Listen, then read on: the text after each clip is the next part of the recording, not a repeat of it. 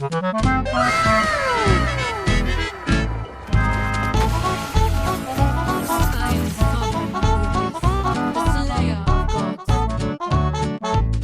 my God! Okay, it's happening. Everybody stay calm. What's the procedure, everyone?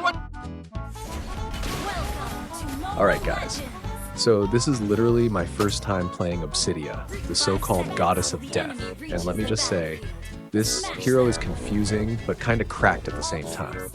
Her passive alone had me staring at the screen like I was solving a math problem. Bone energy, bone shards, percentages, inherent attack effects. Bro, I just wanted to hit people, not apply for a calculus exam. But once you get the hang of it, it actually feels really fun. Basically, you attack stuff, you build bone energy, and when you stack enough, you shoot bone shards like some budget machine gun. The catch? You don't get stacks from jungle creeps, so don't even think about jungling Obsidia unless you enjoy farming fresh air.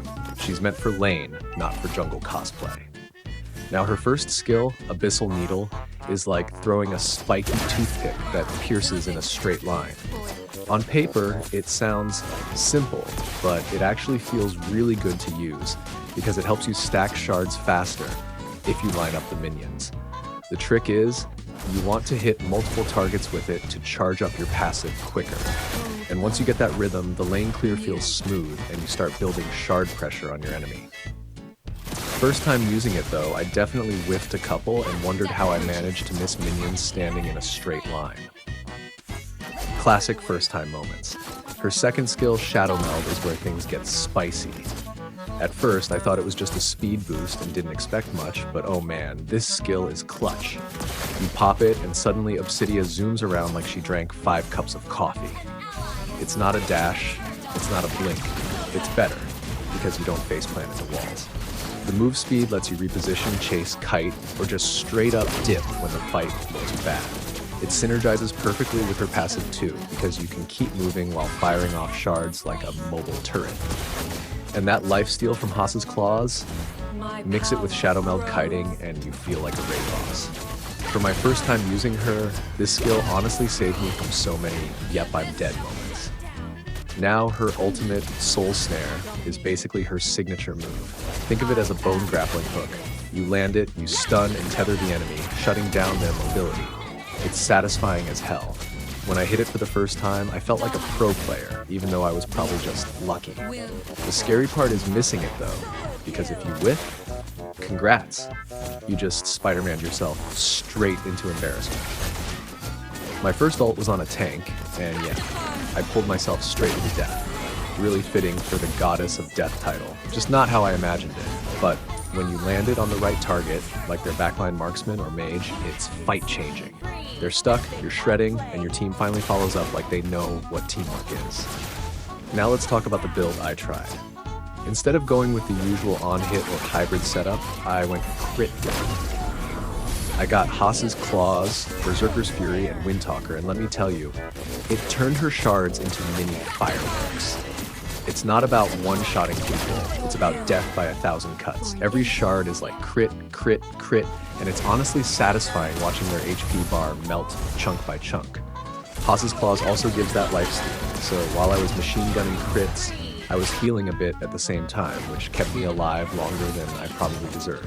It felt like casino gameplay. Every shard roll could be a crit, and when they stack together, pure dopamine. But of course, she's not perfect. The biggest weakness I noticed right away, crowd control. One stun, one knock-up, and boom, all that shard spam is gone, and you're just standing there like free food.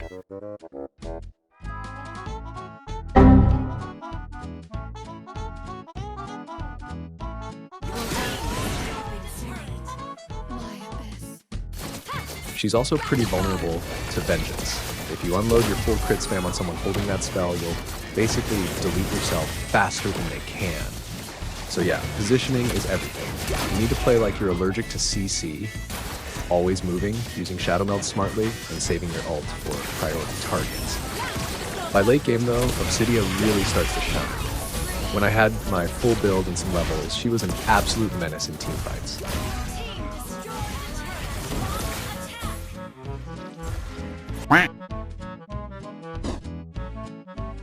I remember one fight where I ulted their mage, and the poor guy couldn't even breathe before he got shredded by bone shards raining down non-stop. My teammates finally started following up too, which made me look way more skilled than I actually was. And that's the beauty of Obsidia. When things click, she makes you feel like a genius. But when you mess up, oh trust me, you'll feel like the clown of the circus. Final thoughts. For my first time playing Obsidia, I actually had a blast. She's flashy, she's tricky, and she rewards good timing and positioning. Her passive feels fun once you get it rolling. Her Shadow Meld keeps you alive and mobile, and her ultimate can swing fights hard if you land it on the right target. Weak to CC? Definitely. Punished by vengeance? Oh yeah. But if you play around those weaknesses, she turns into a shard-spamming crit monster that's really satisfying to use. I can already tell she's going to be a hot pick when she's fully out, if you can even get her out of the ban section. That is.